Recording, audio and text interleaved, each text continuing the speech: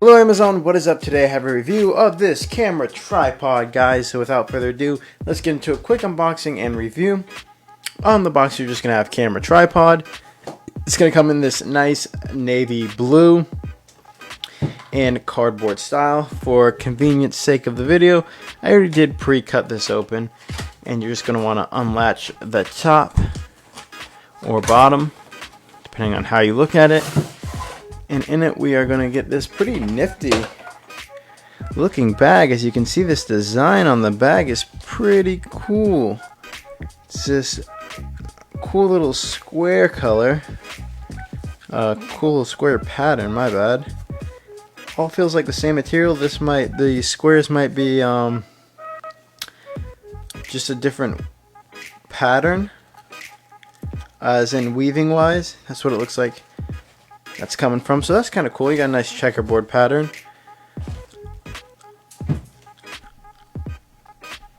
On the top, you're gonna have a carrying strap, so you can carry it kind of like a purse on your shoulder like this if you wanted to. And this is also going to tighten up the top of your bag. Speaking of the top, we're going to have this nice plastic knot right here. You want to slide that down, which is going to allow you to open up the end of your bag and pull out the actual tripod itself. Let me zoom out. There we go. And we'll pull out this tripod. And here is what's going to come in the bag itself. Right here is going to be your iPhone mount. Not iPhone, but Android. Whatever device you want to mount. It's going to be a screw head. So you're going to want to unscrew this. Place your phone in here. Tighten it up to the proper settings so it's not moving around.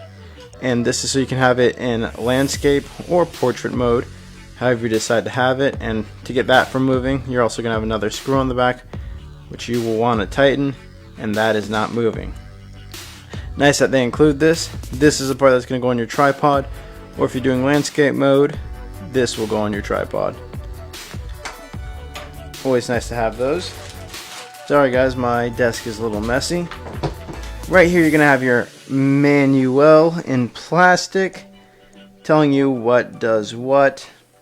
And on the back, you're also going to have a little Allen wrench and an extra, looks like, screw to tighten something up. We'll get into it in a second.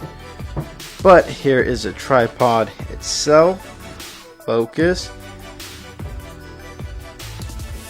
And wow, this actually feels really nice. You're going to have on the bottom 3 extension modes on the legs. 1 settings. Oh, maybe I did that wrong. 2 settings and 3 settings.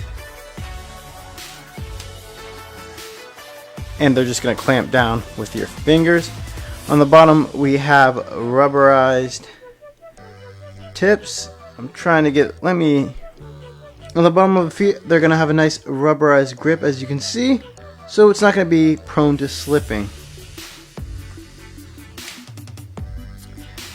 At the top, moving after the feet, guys, we're going to move up to the neck of the tripod itself. This is what they're going to give you an extra key for. And right here, my camera can focus, is going to be your gimbal. And as you can see, that really glides. That's a nice little glide. Huh. Very smooth, actually. One finger. Really smooth. Right here we're going to have lock and firm. I believe this is for our ball head up here, because at the top we're going to have a ball head pivot point for the tripod, which is super nice. It's going to allow your camera to go really at any angle you want. We have demonstrations of this being used, and you can lock like so. Getting up to the top, we're going to have a nice built-in level, so you can see if your shot you're getting is going to be a level shot. Moving on to the rear handle, it's going to be this nice foam padded handle, very small. but enough control with that ball gimbal. Let's not forget about the brand. I'll let you pronunciate that. And as you can see, the compass down here is going to tell you what angle you're at, how many degrees. So if you're shooting a video and you need it to be at a certain degree, maybe if you're doing like cloning shots or something like that, you could easily mark it and remember what mark you're on. It's a very nice touch. So as you can see, the legs will stop right here